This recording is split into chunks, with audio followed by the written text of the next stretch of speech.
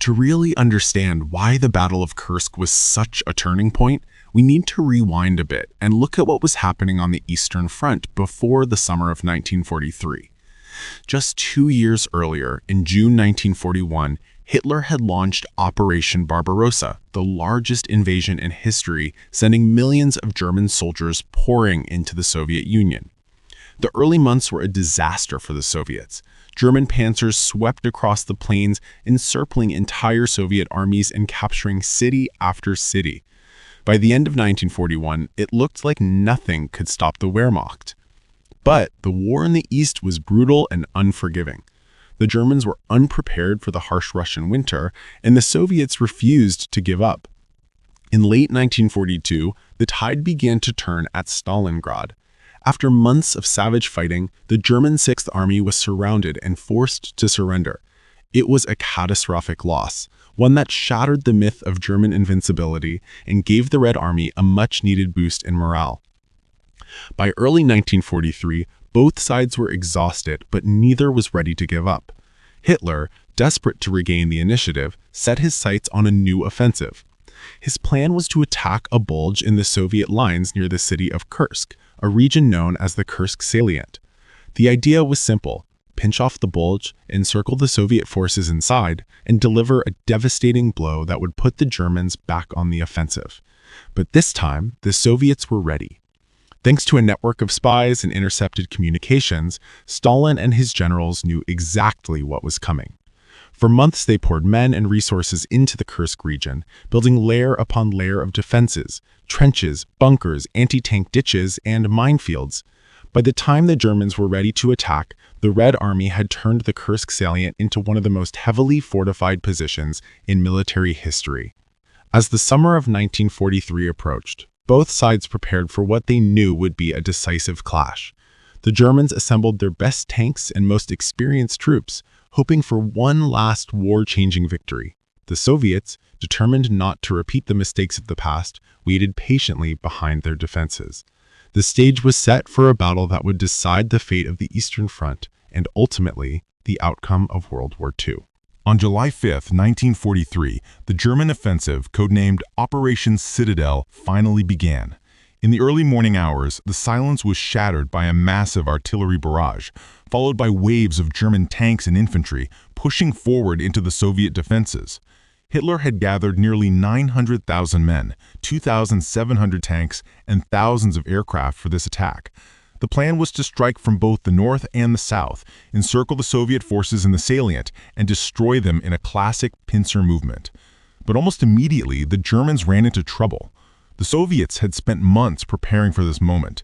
The defenses were deep in layered minefields, anti-tank guns, barbed wire, and trenches stretched for miles. Every advance was met with fierce resistance. German tanks, including the new and supposedly invincible Tigers and Panthers, found themselves bogged down in mud and blasted by hidden Soviet guns. The minefields alone destroyed or disabled hundreds of vehicles in the first few days. The fighting was especially brutal near the small village of Prokhorovka, where one of the largest tank battles in history erupted. On July 12th, nearly 1,000 tanks clashed at close range in a chaotic, swirling melee. The air was thick with smoke and dust, and the roar of engines and explosions was deafening. In the confusion, tanks rammed each other, and crews fought desperately to survive. By the end of the day, the fields were littered with the wrecks of burned-out tanks from both sides. Despite their best efforts, the Germans simply couldn't break through. The Red Army's defenses held firm, and Soviet reserves quickly plugged any gaps. Meanwhile, Soviet aircraft and artillery pounded the advancing Germans, inflicting heavy losses. After just over a week of grinding, costly fighting, it became clear that the offensive was failing. On July 13th, Hitler made the fateful decision to call off Operation Citadel, partly because of the Allied invasion of Sicily, which forced him to divert forces to the west. But for the Germans, the worst was yet to come. The Soviets, having absorbed the initial blow, now launched massive counterattacks. The Red Army surged forward, recapturing lost ground and pushing the Germans back hundreds of miles. The initiative had shifted. For the first time since the start of the war, the Germans were on the defensive, and the Red Army was advancing with unstoppable momentum. The aftermath of the Battle of Kursk was nothing short of devastating for the German army. In just a few weeks, the Wehrmacht had lost thousands of tanks and aircraft, along with tens of thousands of their most experienced soldiers. The elite panzer divisions, once the pride of Hitler's military machine, were now battered and depleted. For the first time, the Germans simply couldn't replace their losses with new equipment or fresh troops. The resources just weren't there anymore. But the consequences went far beyond numbers. The psychological impact on the German army was enormous. Kursk shattered the myth of German invincibility on the Eastern Front. Soldiers who had once believed in inevitable victory now faced the grim reality of constant retreat. The Red Army, on the other hand, was energized by its success. Soviet soldiers who had spent years on the defensive were now filled with confidence, knowing they could stand up to and defeat the best the Germans had to offer. The shift in momentum was immediate and dramatic. As soon as the German offensive stalled, the Soviets launched powerful counteroffensives. In the north, they pushed the Germans out of Orel. In the south, they recaptured Belgorod and Kharkov. The Red Army was no longer just defending its homeland. It was now on the attack, driving the Germans back across hundreds of miles of territory. For Hitler and his generals, Kursk was a wake-up call. The days of easy victories were over. From this point on, the Germans would be fighting a desperate, defensive war, trying to hold back a Soviet tide that was growing stronger with each passing month. The initiative had passed to the Red Army, and the Wehrmacht would never get it back. So, why couldn't Hitler's army recover after Kursk? The answer isn't just about one lost battle. It's about a combination of crushing factors that all came together at the worst possible time for Germany. First, there was the problem of irreplaceable losses. The Wehrmacht lost thousands of tanks and aircraft at Kursk, but even more damaging was the loss of experienced soldiers and officers. By 1943, Germany's pool of trained manpower was running dangerously low. The men who replaced the fallen were often young, poorly trained, and lacked the combat experience of the veterans they were replacing. The same was true for officers and non-commissioned officers, whose battlefield leadership had been a key advantage for the Germans in earlier campaigns. Now, that edge was slipping away. Next, Germany's industrial and economic situation was rapidly deteriorating. Allied bombing raids were pounding German factories day and night, disrupting production and destroying vital infrastructure. At the same time, the Soviet Union's war industry, relocated far from the front lines, was churning out tanks, guns, and planes at a staggering rate. For every tank the Germans lost, the Soviets could replace it with 2 or 3 more. Fuel shortages became a constant headache, grounding planes and leaving tanks stranded. The logistical system that had once powered the Blitzkrieg was now stretched to the breaking point. Morale was another critical factor. After years of hard fighting, German soldiers were exhausted, and the constant retreats after Kursk only made things worse. The sense of invincibility was gone, replaced by fear and uncertainty.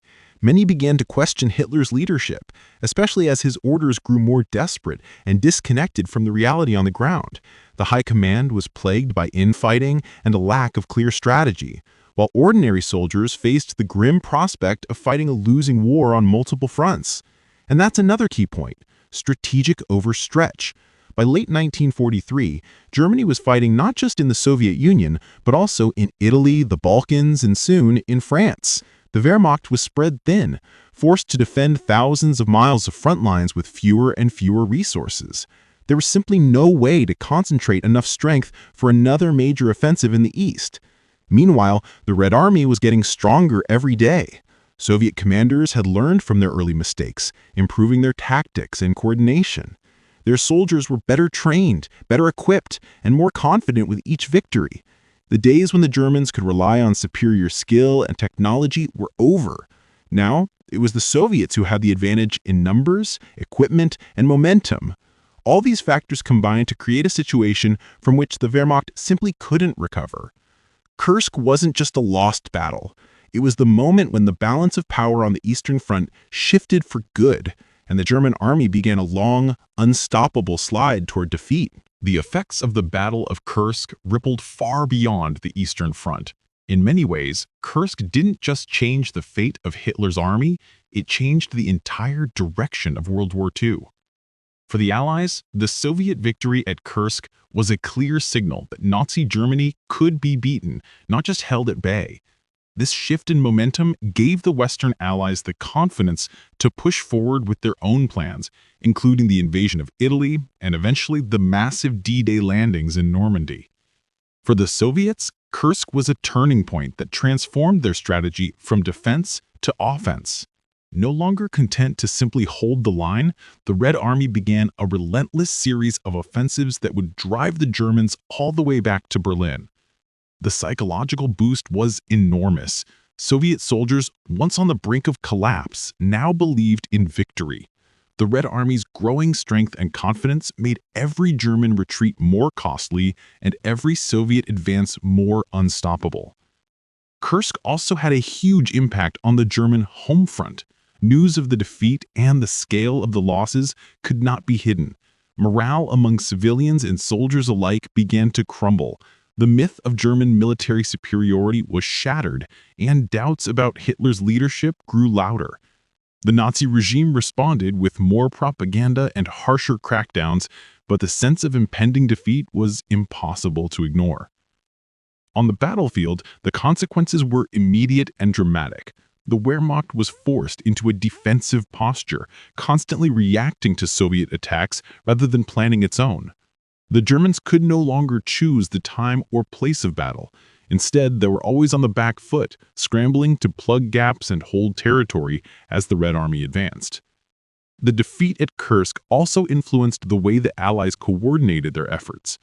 With the Soviets now clearly on the offensive, the Western Allies accelerated their own operations, knowing that every German division tied down in the east was one less to face in the west. The pressure on Germany became overwhelming, with attacks coming from all directions and no hope of relief. In the end, Kursk marked the beginning of the end for Nazi Germany. It was the moment when the balance of power shifted decisively in favor of the Allies, setting the stage for the final crushing offensives that would bring the war in Europe to a close. Of course, when we talk about turning points in World War II, there's always room for debate.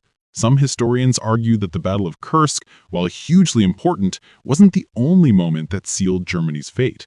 They point to the earlier defeat at Stalingrad, where an entire German army was lost, or to the relentless Allied bombing campaign that crippled German industry. Others highlight the Allied landings in Italy and later in Normandy, which opened up new fronts and stretched the Wehrmacht even thinner. There's also discussion about whether Kursk was truly the moment when the Red Army gained the upper hand, or if it was just one part of a much larger process. Some experts suggest that the real turning point was the cumulative effect of years of attrition, as Germany's resources and manpower were slowly ground down by the combined might of the Allies. But despite these debates, most historians agree on one thing.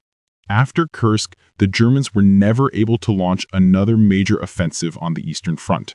The initiative had passed decisively to the Soviets, and from that point on, the Red Army was on a relentless march westward. The psychological blow to the Germans, combined with the material losses and the growing strength of the Allies, made any hope of a German recovery increasingly unrealistic. In the end, whether you see Kursk as the single turning point or as part of a broader pattern, its impact is undeniable.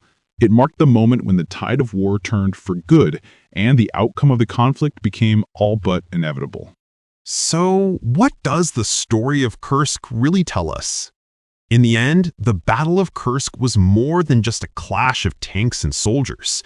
It was the moment when the balance of power in World War II shifted for good. After Kursk, the German army was never the same.